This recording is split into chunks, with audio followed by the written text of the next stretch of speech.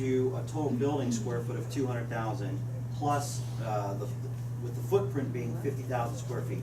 Parking, 4.5 per thousand is 900 spaces. Excuse me, could you slow down just a bit so we can all understand what you're telling us? And again, this is one scenario. I could probably come up with 1,000 more with time, staff, and effort. So you're looking at 900 spaces. It's about 130,000 square foot underground. And let's say you want 50 surface parking spaces. Now your footprint's 12,500 square feet. So you have parking plus 200,000 square feet of building area, whether it's office, retail, whatever it may be, gives you 72,500 square foot of footprint. That leaves you 84,000 square feet of buildable area left on the site. Your ISR is 24%. Take that remaining 84,000 square foot of the site, you stick another 100,000 square foot four-story building on it with 4 per 1,400 parking spaces. You're looking at 57,000 plus square foot underground garage plus 25 surface spaces for 6,200 square foot of usable land. That takes you another 100,000 square feet, so you're up to 300,000 total square feet with an ISR of 36%. You have 52,000 square feet, which is a little over an acre left to build. Now you're under D residential, which permitted as of right without an ISR cap is 7.26 units per acre equals 9 residential units. That's one way to do it. Impervious surface is just that. Detention ponds, green roofs, whatever you have that does not directly shed water as a hard surface can be considered some type of impervious surface. So if you put a green roof on top of that and you can demonstrate that you are retaining the water on the site, which is what the impervious surface ratio is for, now all of a sudden you do have the ability to put more on there. Again, this is one analysis, that's one analysis, we can come up with 100 more analysis. So, by the way, you might want to get a copy of this to them as well. And I think this was a question you had posed to him, and he just gave us a scenario, which I think is 300,000 square feet versus this scenario, 350,000. I think, is that what your 300, was yours 350,000? It's 325 is what we most recently presented. Okay. So, are you saying that this is the max, or could it be much higher? You're saying, if I'm hearing you correctly, you're saying with green roofs, that kind of thing, you could get much higher than this, is that correct? Because you lower your ISR? Again, it's an issue of numbers and paper. So now if you're telling me that half of your roof is green, so now you have a 50,000 square foot footprint, now all of a sudden you've created 25,000 square foot of available building footprint somewhere else. Times 4, there's another 100,000 square feet. Show me how you park it underground with some type of green roof. Now all of a sudden that does not count against your ISR. Okay, 350,000 was from their presentation, that's where that came from, you know? So they don't need anything from us at all, they can just go ahead and do that now.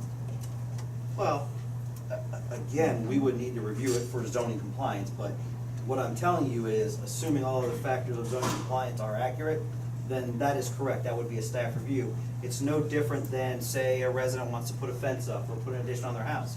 If it meets the specifications of the code, setback, location, whatever it may be, then it can be built. It's no different than somebody that owns a vacant building, single-family residential lot. If, say it's B residential, their setbacks are 35 front, 35 back, 8 on the sides. If they meet that criteria, then a permit is issued for them to build. May I ask a point of clarification? Did I understand correctly that you were talking about 25,000 square feet of retail foot? So a footprint, so a four-story building. And times 4 stories. Times 4 stories, 100,000 square feet. There's no 4-story retail place in this township other than the town center, is that correct? I don't think so. I don't know. So I guess conceivably, if you were to put a fourth building in there, you could put 25,000, they're all 25,000 square foot, you could put retail in the bottom, first floor of every one of them, and you'd probably achieve your 100, but you're not gonna get, I agree with you, I don't think you're gonna get a vertical 100,000 square feet. But that's not to say you couldn't achieve it by having 4 buildings with the first floor in each one. And I'd like to review those numbers and suggest that we may have a copy of it. Yeah, he's got I've got one for you. He'll get a copy. Again, remember, this is high level analysis. This is not a drill down. This is wanna know what can happen, this potentially could happen. That's what this is. Much like what you saw here, that's just another way of cutting the site. It's like lawyers, you ask 10 different 10 questions, you get 100 different opinions. At least. Sometimes from the same lawyer. Are there any additional questions for Mrs. Hughes? I would like to For ask. Mrs. Hughes? For Mrs. Hughes, yes. I would like to ask some, I'll just speak from here if you can hear me. My name is Tom James. I reside in Sycamore Township, not far from this building. I can't tell you how far I am from the development. I don't live in the neighborhood next to it. But I have some questions for Mrs. Hughes regarding her knowledge of the area, and I ask her to indulge me. And I'll refer to the photographic map they have here as well, Ms. Hughes, if you don't mind. Did you say you've lived in the neighborhood about 28 years, was it? Correct. Would you agree you're intimately familiar with the area for which the redevelopment is proposed? Yeah, I mean, yeah, 28 years living next to it, yes. 220 28. feet away, I understand. 200, yeah, No. whatever they said. You said 220, is that about right? All right. You're familiar with the condition of the area now, aren't you? Yes, Is the area dilapidated or unsanitary or unsafe in your view from seeing it constantly living nearby? no, I walk it. All right. Is there anything about those properties as they exist currently that is a direct threat to public health or safety in their present condition? No, not that I know of. Are there any safety issues you've observed on any of those properties currently? No, Are any of them obsolete? I don't think so. Have you observed unsafe or unsanitary conditions on any of those properties for which development is proposed? No, Are you aware of any non-compliance with building, housing, or other codes that you've observed on those properties? none that I've observed. None that I've observed, Okay. To your knowledge, are the utilities working on those properties? as far as I know. There are people residing in them, aren't Yes, there? there are people who live Is there an excessive density you've currently observed there? there. To your knowledge, are any of them vacant or abandoned?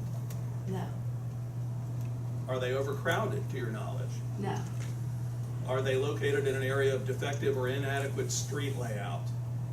no, Have you observed any vermin infestations, rats, or anything else?